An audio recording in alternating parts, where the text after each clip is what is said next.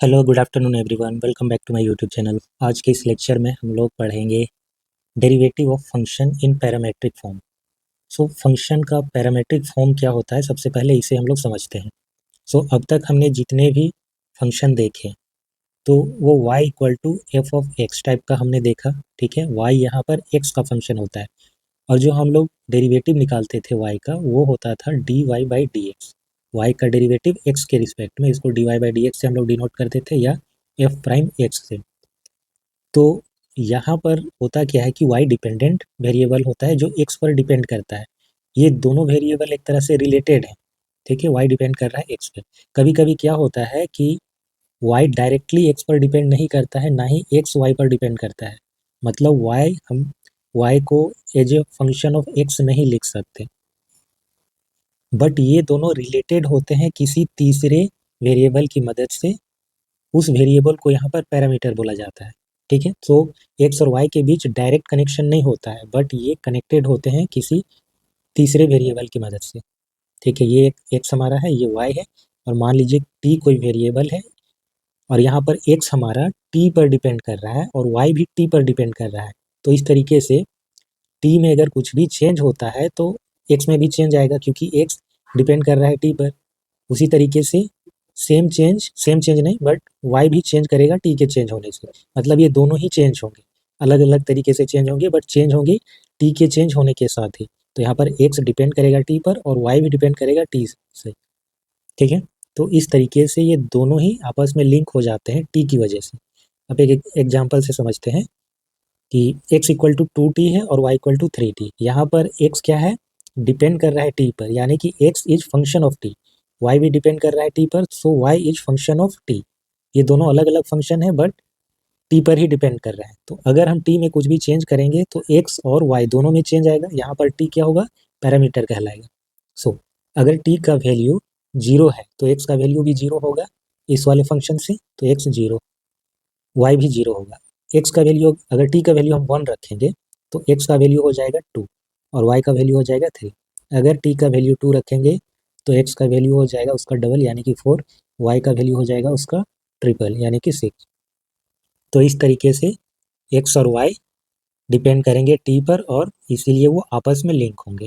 और यहाँ पे हम t को एलिमिनेट कर सकते हैं।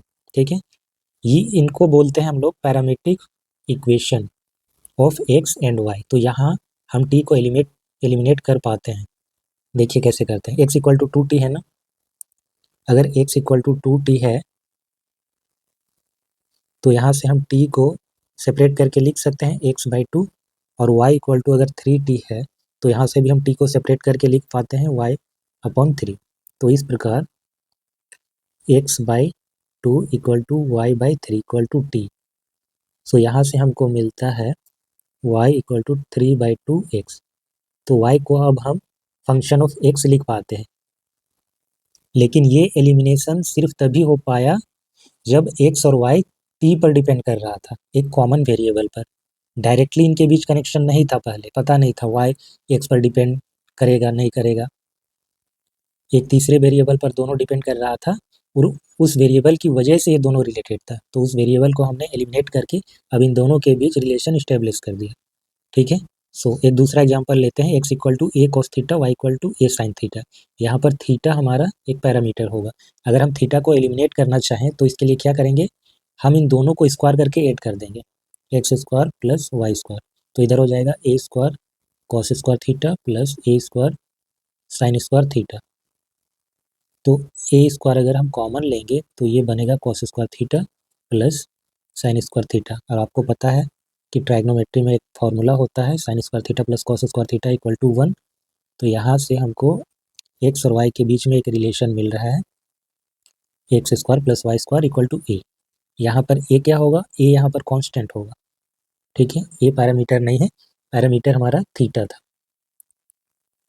और इसको हम लोग as a function of x भी लिख सकते हैं वाई को। ठीक है, a square minus x square. But यहाँ पर ध्यान देने वाली बात ये है कि यहाँ पर y दो पार्ट में बट जाता है, एक प्लस वाला एक माइनस वाला। ये दोनों एक साथ फंक्शन नहीं कहलाएगा। ठीक है, क्योंकि x के हर एक वैल्यू के लिए आपको y के 2 वैल्यू मिल रहा है जो कि फंक्शन के डेफिनेशन को वायलेट करता है। तो एक प्लस वाला अगर सेपरेट लेंगे तो ये सेमी सर्कल ये वाला मिलेगा और माइनस वाला के लिए ये।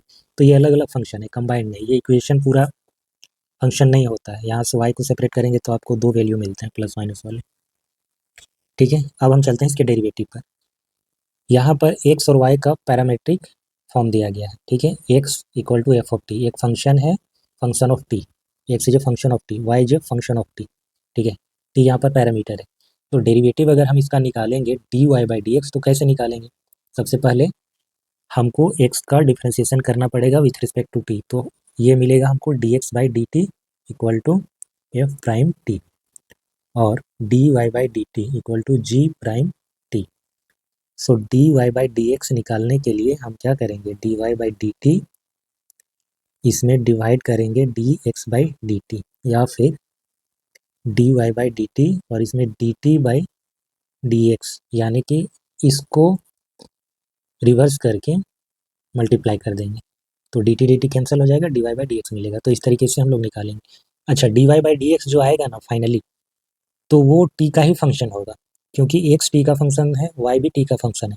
तो d y by d x भी टी का फंक्शन आता है। अगर आप चाहे तो टी को एलिमिनेट भी कर सकते हैं।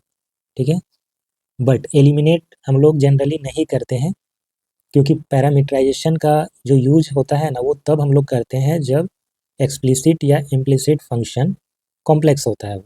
ठीक है, वहाँ पर डायरेक्टली डिफ्रेंशिएशन करना थोड़ा सा मुश्किल होता है, तब जाके हम लोग पैरामीटराइजेशन करते हैं। कई बार इससे करना आसान होता है, इसीलिए।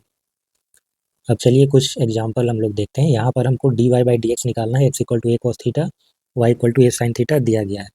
सो ये सर्कल का इक्वेशन है जिसको पैरामीटराइज किया गया है। अगर इन दोनों का स्क्वायर करके आप ऐड करें तो आपको मिलेगा x square plus y square equal to a square, जो कि सर्कल की इक्वेशन को रिप्रेजेंट करता है with centre 0 0 and radius a. आप चाहे तो इसका भी डिफ्रेंसिएशन कर सकते हैं, या इससे भी मिल जाएगा, क्योंकि ये एग्जाम्पल ईजी है। हम लोग करते हैं पैरामीट्रिक फॉर्म को है। So d x by d theta निकालेंगे और d y by d theta निकालेंगे। तो d x by d theta equal to क्या हो जाएगा, minus of a sine theta. फिर d y by d theta अगर निकालेंगे तो ये होगा ए कॉस थीटा। तो d y by d x,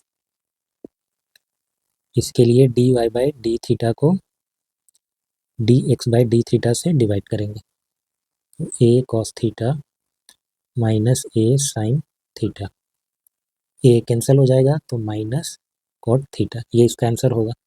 और d y by d x यहाँ पर थीटा के रिस्पेक्ट में ही आया। ठीक है, तो यही इसका आंसर होगा।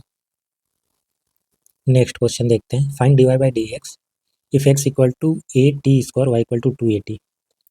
So d x by d t करेंगे यहाँ पर, तो ये हो जाएगा 2at, and d y by d t करेंगे तो ये हो जाएगा 2a। यहाँ पर a कांस्टेंट है, ठीक है, आर्बिट्रेरी कांस्टेंट है। पैरामीटर यहाँ पर t होगा। So d y by d x equal to क्या होगा, d y by d t, और इसको उल्टा करके मल्टीप्लाई कर देंगे d x by d t. D y by d t हमारा 2a है, d x by d t 1/2a t। 2a cancel हो जाएगा, 1/t, ये इसका आंसर होगा। अब इस क्वेश्चन को देखिए। x equal to a theta plus sine theta, y equal to a 1 minus cos theta. इसमें d y by d x निकालेंगे हम लोग, d x by d theta पहले निकालते हैं।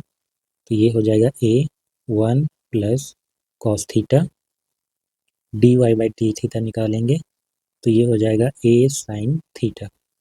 सो d y by d x equal to हो जाएगा d y by d theta into D theta by d x, A sine theta upon 1 plus cos theta, और ए cancel हो जाएगा, sine theta upon 1 plus cos theta.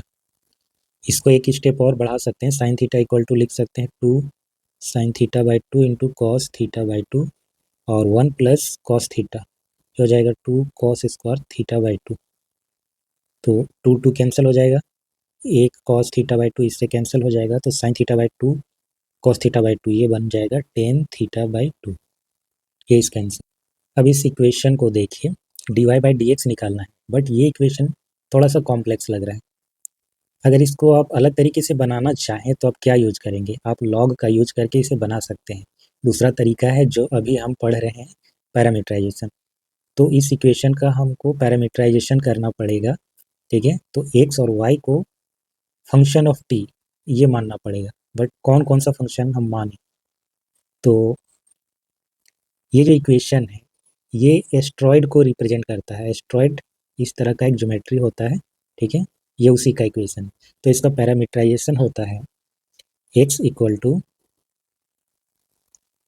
a cos cube theta, theta या t ले सकते हैं, ठीक है, y equal to a sine cube theta. अगर इन दोनों को यहाँ पर हम पुट करें तो ये इक्वेशन बैलेंस हो जाता है, इसमें थीटा एलिमिनेट हो जाता है अपने आप। देखिए कैसे होता है, a cos क्यूब थीटा इस पर power 2/3 plus a sine cube theta और इस पर power 2/3 equal to a to the power 2/3। नहीं, अभी a टू द पावर 2/3 नहीं लिखेंगे, ठीक है। तो ये बैलेंस हो जाएगा इक्वेशन। देखिए यहाँ से हम a to the power 2/3 common ले लेंगे और ये क्या बन जाएगा, कॉस, इसमें क्यूब है तो ये कैंसिल हो जाएगा, तो कॉस स्क्वायर बन जाएगा, कॉस स्क्वायर थीटा, और ये बन जाएगा साइन स्क्वायर थीटा, ठीक है। बस a to the power 2/3 cos square theta और साइन स्क्वायर थीटा इनका सम 1 होता है, तो बचेगा a टू द पावर 2/3। तो इक्वेशन बैलेंस हो गया हमारा, ये वाला चीज़ आ गया, ठीक है। ये सेटिस्फाई हो गया, x की जगह पर हमने ये रखा, y की जगह पर ये रखा, तो राइट हैंड साइड हमको मिल रहा है। इसका मतलब ये जो इक्वेशन है पैरामेट्रिक इक्वेशन, वो इसका पैरामीटराइजेशन है। इन अदर वर्ड इस एस्ट्रॉयड का पैरामेट्रिक इक्वेशन ये दोनों, ठीक है। अब हम इसका डिफ्रेंशिएशन करेंगे। सो सबसे पहले निकालेंगे dx by d theta. dx by d theta equal to क्या हो जाएगा, 3a कॉस स्क्वायर थीटा, फिर कॉस थीटा का करेंगे तो माइनस साइन थीटा, फिर dy बाई डी थीटा निकालेंगे तो 3a साइन स्क्वायर थीटा फिर cos theta. Now dy by dx, तो ये हो जाएगा 3a sine square theta into cos theta divided by 3a cos square theta and sine theta. 3a से cancel हो जाएगा, एक साइन थीटा तो इससे कैंसिल होगा, एक कॉस थीटा इससे कैंसिल होगा, तो माइनस, ऊपर बचा साइन थीटा नीचे बचा कॉस थीटा, तो टेन थीटा। अब हमारा जो इक्वेशन दिया गया था वो पैरामीट्रिक फॉर्म पर नहीं था, हमने इसका पैरामीटराइजेशन किया था, तो जो आंसर आएगा उसमें पैरामीटर नहीं होना चाहिए, हमको पैरामीटर को हटाना पड़ेगा, यानी कि इस थीटा को किसी तरीके से हटाना पड़ेगा। तो कैसे हटाएंगे, देखते हैं इसमें क्या कर सकते हैं। x equal to a cos cube theta ये लिया है हमने, y equal to a sine cube theta, तो हमारा जो आंसर है माइनस टेन थीटा है। किसी तरीके से टेन थीटा इसमें बना सकते हैं हम। अगर हम y को x से डिवाइड कर दें तो क्या होगा, y अपॉन एक्स, y कितना है a साइन क्यूब थीटा और ये है a cos cube theta, a से कैंसिल हो जाएगा, ये बन जाएगा टेन क्यूब थीटा। तो टेन थीटा इक्वल टू क्या हो जाएगा, y अपॉन एक्स पे power 1/3। So dy by d x equal to minus y upon x पे पावर 1/3, यानी कि cube root of y by x. तो ये इसका आंसर होगा। उम्मीद करता हूँ कि पैरामीटराइजेशन आपको अच्छे से क्लियर हो गया होगा। कुछ डाउट होता है then let me know in the comment section. अगर वीडियो अच्छा लगा हो तो इसे लाइक और शेयर जरूर करें, चैनल को सब्सक्राइब करें। नेक्स्ट क्लास में हम लोग इससे रिलेटेड क्वेश्चन करेंगे, एक्सरसाइज 5.6 के क्वेश्चन, ठीक है। Okay, so thanks for watching, have a nice day.